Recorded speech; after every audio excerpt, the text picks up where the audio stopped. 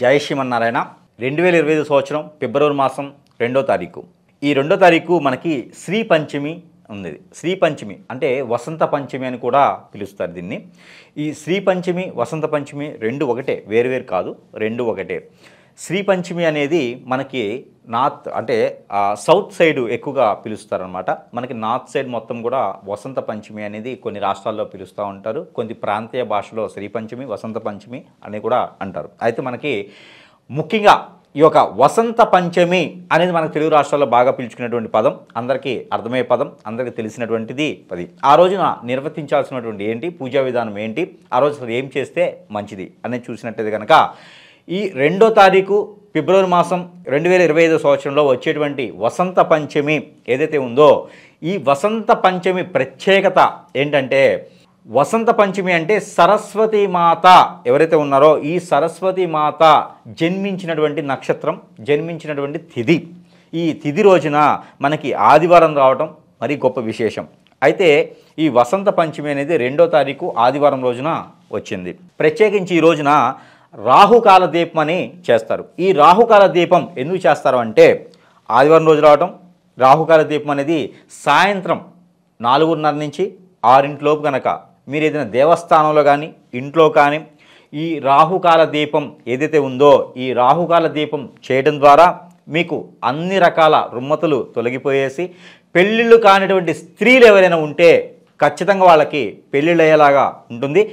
రాహువు, కేతువు, కళత్ర దోషం అంటే శుక్రదోషం ఎవరైతే ఉన్నారో, కాలసర్పదోషం, నాగదోషం, అలానే కుజదోషం ఎవరైతే బాధపడుతున్నారో, పూర్వీకుల శాపం కూడా వీళ్ళందరూ కూడా తొలగిపోయేలాగా ఉంటుంది. కాబట్టి ఈ యొక్క వసంత పంచమి రోజున 2వ తారీఖు ఫిబ్రవరి మాసం 2025 సంవత్సరాన సాయంత్రం ఆదివారం రోజున సాయంత్రం 4:30 తర్వాత 6 గంటల లోపు కనుక ఈ యొక్క రాహుకాల దీపం అనేది అందరూ కూడా వెలిగించండి. ఈ దీపం వెలిగించేటువంటి ప్రక్రియ ఉప్పు దీపమే వెలిగించవచ్చు, నిమ్మకాయలను వెలిగించవచ్చు, ఆవు నెయ్యితో లేదా నువ్వుల నూనెతో లేదా కొబ్బరి నూనెతో అయినా సరే 5 ఒత్తులేసి మీరు దీపారాజన చేస్తే మరీ మంచిది.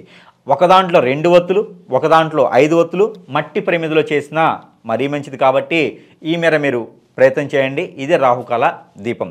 ఉప్పు దీపం అంటే మీకు అందరికీ తెలుసు, కింద ఉప్పు పోసి మధ్యలో ప్రమిద పెట్టేసి దాని లోపల ఉప్పు పోసి ఇంకో ప్రమిద పెట్టి దాంట్లో ఆవు నెయ్యి పోసి 5 ఒత్తులేసి దీపారాజన చేస్తే పంచభూతాల సాక్షిగా మనకున్నటువంటి పంచ రుమ్మతులు కూడా తొలగిపోయేలాగా ఉంటుంది. కాబట్టి ఈ యొక్క దీపం ప్రతి ఒక్కరు చేస్తే కూడా ఆర్థిక స్థితిగతులు కూడా మీకు మెరుగుపడేలా ఉంటుంది. కాబట్టి పెళ్ళైనటువంటి స్త్రీలు కూడా ఆచరించండి. ఇందులో మగవారి కన్నా స్త్రీలు ఆచరించడం మరీ గొప్ప విశేషం. కాబట్టి పెద్దవారైతే ఆరోగ్య సమస్యలు బాగుంటాయి, అందులో పెళ్ళైన వారికైతే అన్ని రకాల సమస్యలు తొలగిపోతాయి. కాబట్టి ఈ మేర ప్రయత్నం చేయండి మర్చిపోకుండా. అయితే ఇంకొకటి ఉంది విశేషం. ఈ వసంత పంచమి రోజునే కనుక పిల్లల్లో ఎదుగుదల, మైండ్ సెట్ బాలేకుండా బాలరిష్ట రోగాలు రావటం, నరదిష్టి, నర ప్రవాహం, మతిమరుపు, మాట సరిగా రాకపోవటం, ఇలాంటి రుమ్మతులతో ఎవరైనా బాధపడేటువంటి పిల్లలుంటే వాళ్ళకి మళ్ళీ ఇక్కడ అక్షరాభ్యాసం పర్టికులర్గా బాసరే వెళ్ళాలి, శ్రీతీర్థమే వెళ్ళాలి, కాశీకే వెళ్ళాలి, అమ్మవారు పుట్టిన దగ్గరికి వెళ్ళాలి, ఏం అవసరం లే.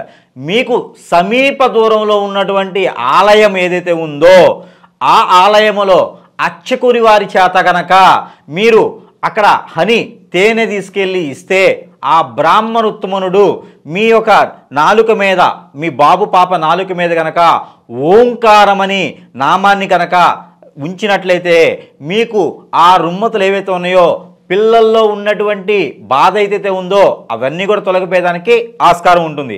అలానే ఎవరైతే మన పోయిన మాసంలో సంక్రాంతి భోగి కనుమ రోజున కనుక మీరు భోగి పళ్ళు పోయడం మర్చిపోయినటువంటి ఎవరైతే ఉన్నారో పిల్లలకి ఆ రోజు కుదరని పక్షాన ఈ యొక్క వసంత పంచమి రోజు కూడా ఆ నరదిష్టి దొరికిపోయేందుకు భోగి పళ్ళు అనేది పోసుకోవచ్చు పిల్లలకి. ఎర్రని పువ్వులు, అలానే ఎర్రని కాయిన్స్ ఎప్పుడు కూడా మర్చిపోవద్దు. కాయిన్స్ ఏదైతే డబ్బులు రూపాయలు ఉన్నాయో అవి ఎప్పుడు కూడా వేయకూడదు. అప్పట్లో వేసేవారంటే రాగి, ఇత్తడి కాయిన్స్ ఉండేవి కాబట్టి వేసేవారు.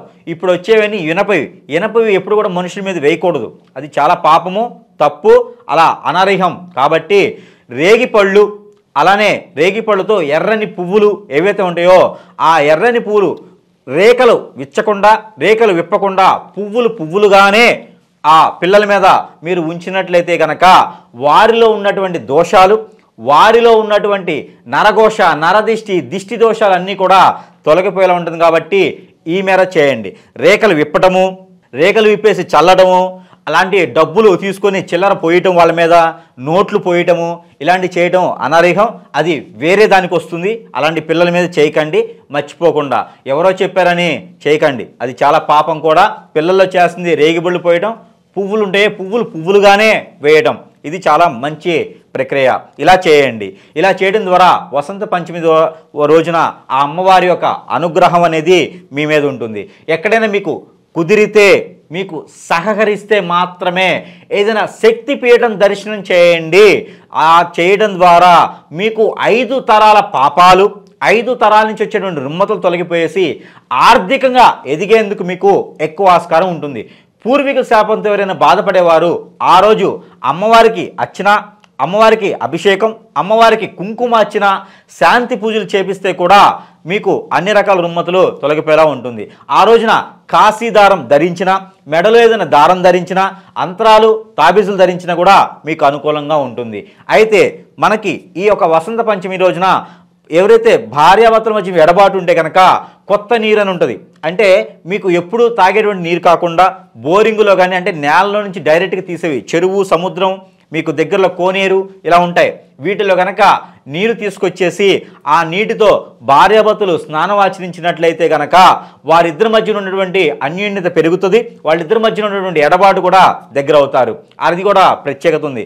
వసంత పంచమి రోజున తేలిక తీసేయొద్దు. ఇవన్నీ కూడా చాలా ప్రత్యేకమైనటువంటి అన్నమాట.